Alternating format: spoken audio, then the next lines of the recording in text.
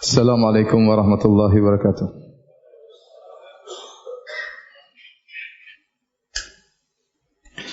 Innal hamdalillah nahmaduhu wa nasta'inuhu wa nastaghfiruhu wa natubu ilayh wa na'udzu billahi min shururi anfusina wa min sayyiati a'malina. May yahdihillahu fala mudilla lahu wa may yudlil fala hadiyalah. Wa asyhadu an la ilaha illallah wahdahu la syarika lah wa asyhadu anna Muhammadan abduhu wa rasuluhu la nabiyya ba'dah. Ya ayyuhalladzina amanu taqullaha haqqa tuqatih wa la tamutunna illa wa antum muslimun. Fa inna asdaqal hadithi kitabullah wa khairal huda Muhammadin sallallahu alaihi wasallam wa syarrul umuri muhdatsatuha wa kullu muhdatsatin bid'ah wa kullu bid'atin dhalalah wa kullu dhalalatin finnar. Ma'asyiral muslimin, usikum wa iyaya bitaqwallah faqad fazal muttaqun. Al-Imam Al-Bukhari meriwayatkan dari sahabat yang mulia Abu Hurairah radhiyallahu taala anhu. Beliau berkata, qala Rasulullah sallallahu alaihi wasallam, Rasulullah sallallahu alaihi wasallam bersabda, innallaha ta'ala qala, sungguhnya Allah Subhanahu wa taala berfirman, man adali waliyan faqad adantuhu bil harb, barang siapa yang memusuhi waliku maka aku umumkan peperangan kepadanya. Wa ma taqarraba ilayya 'abdi bi syai'in ahabba ilayya mimma aftaradtuhu alaihi, tidaklah hambaku mendekatkan dirinya kepadaku dengan sesuatu yang lebih aku cintai daripada apa yang aku wajibkan kepadanya. Wala yazalu 'abdi yataqarrabu ilayya bin nawafil hatta uhibbah, dan senantiasa hambaku mendekatkan dirinya kepadaku dengan perkara-perkara yang sunnah sampai aku mencintainya. Fa idza ahbabtuhu, kalau aku sudah mencintainya, kuntu sam'ahu alladhi yasma'u bihi, aku menjadi pendengarannya yang dia mendengar dengannya. Wa basarahu alladhi yubsiru bihi, dan aku menjadi penglihatannya yang dia melihat dengannya. Wa yadahu allati yabtishu biha, dan aku menjadi tangannya yang dia memukul dengan tangannya tersebut. Wa rijlahu allati yamshi 'alaiha, dan aku menjadi kakinya yang dia berjalan di atas kakinya tersebut. Fa in sa'alani fa la u'tiyannahu, kalau dia memohon kepadaku maka sungguh aku akan mengabulkan permohonannya. Wa la in ista'adzani la u'idhannahu, kalau dia minta perlindungan kepadaku, maka sungguh aku akan melindunginya. Hadis ini hadis yang sahih yang diriwayatkan dalam Sahih Al-Bukhari, menjelaskan tentang hakikat seorang wali, yang barang siapa memusuhi wali tersebut, maka sungguh dia telah diajak berperang oleh Allah Subhanahu wa taala. Dia akan diperangi oleh Allah Subhanahu wa taala. Siapakah wali tersebut? Dalam hadis qudsi ini Allah Subhanahu wa taala menjelaskan bahwasanya seorang wali adalah yang mendekatkan dirinya kepada Allah Subhanahu wa taala dengan perkara-perkara yang wajib. Setelah itu dia pun berusaha mendekatkan dirinya kepada Allah dengan perkara-perkara yang sunnah, dan selalu demikian, wala yazalu abdi, yaitu hambaku senantiasa mendekatkan dirinya kepadaku dengan perkara-perkara yang sunnah. Dan apa buahnya? Buahnya jika dia menjadi seorang wali, kata Allah, hatta uhibbah, aku pun mencintainya. Dan jika Allah sudah mencintainya, maka Allah akan menjadi pendengarannya, jadi penglihatannya, jadi tangannya, jadi kakinya.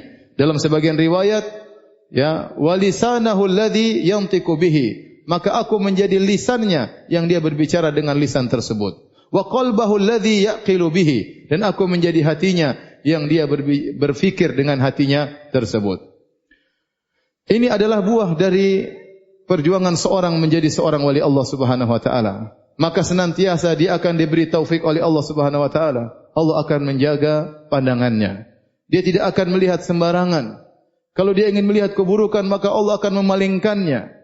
Kalau ada hal-hal buruk yang mungkin terlihat, maka dia akan menghindarinya. Allah juga akan menjaga pendengarannya.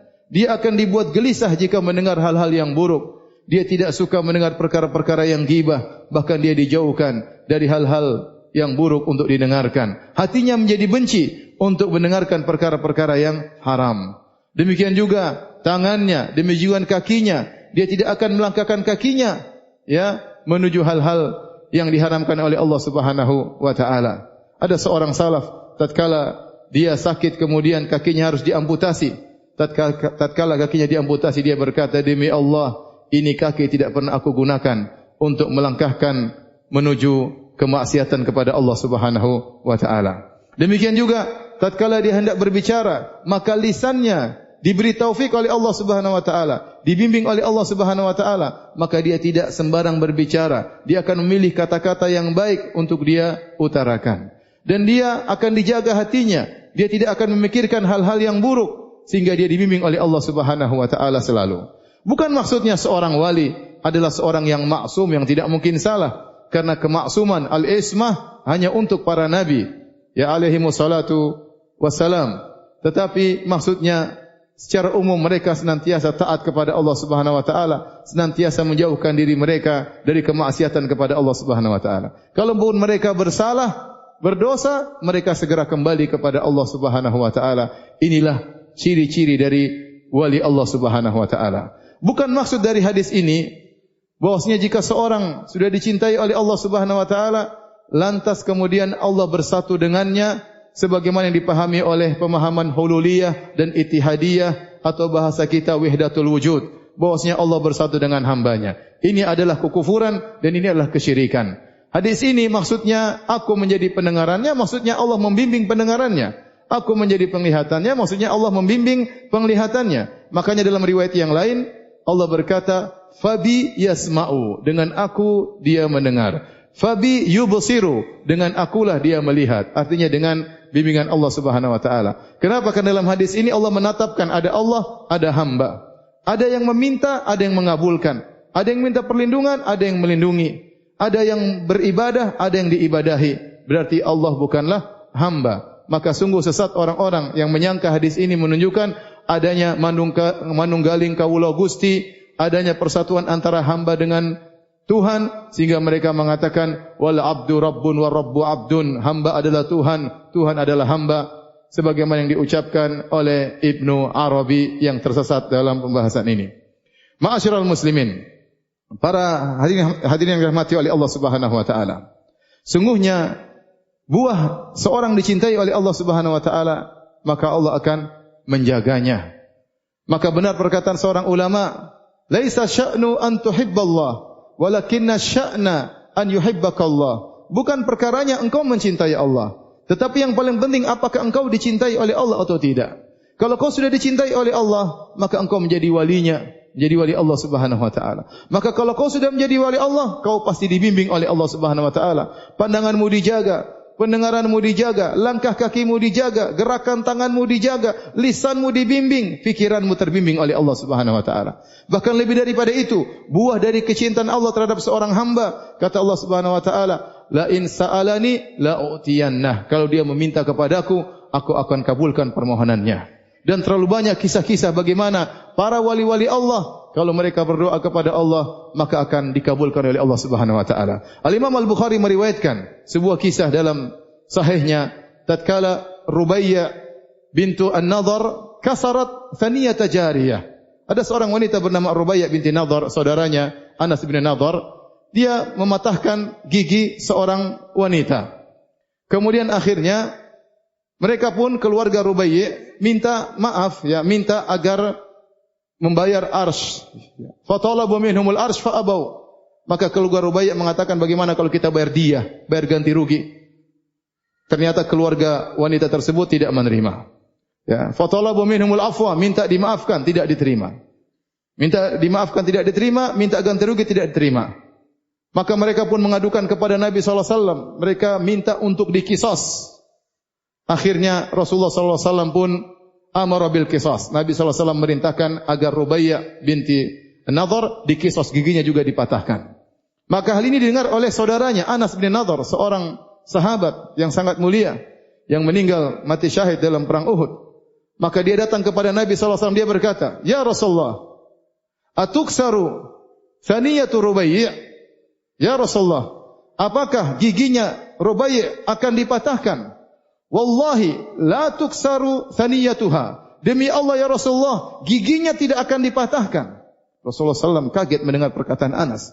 Kata Rasulullah SAW, ya Anas, kitabullah qisas. Ya Anas, dalam Al-Quran harus dikisas. Artinya apa? Mereka tidak mau memaafkan, mereka tidak mau menerima ganti rugi. Tidak ada jalan lain kecuali harus dikisas. Tapi kata Anas bin Nadhr, wallahi la tuksaru thaniyatuha, demi Allah giginya tidak akan dipatahkan.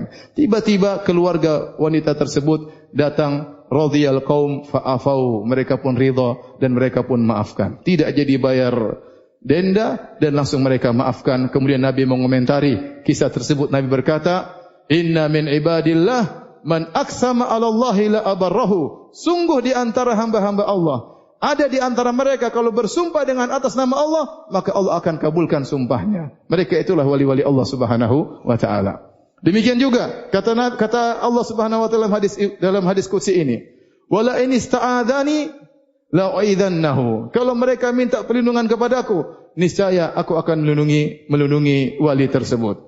Sebagaimana disebutkan kisah tentang Hasan al-Basri rahimahullahu taala, seorang imam dari ulama tabi'in. Tatkala dia dikejar oleh Hajjaj bin Yusuf Ats-Tsaqafi untuk ditangkap, maka al-junud pasukan mengejar Hasan al-Basri. Maka Hasan al-Basri kemudian bersembunyi di rumah salah seorang. Kemudian dia pun berdoa kepada Allah Subhanahu wa taala. Maka datanglah pasukan tersebut masuk ke rumahnya dan mereka mencari, periksa sana sini, mereka tidak menemukan Hasan al-Basri.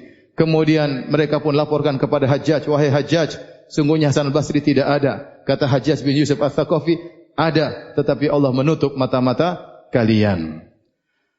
Aqulu qouli hadza astaghfirullah li wa lakum wa lisa'iril muslimin min kulli dhanbin wa khati'ah fastaghfiruhu innahu huwal ghafurur rahim.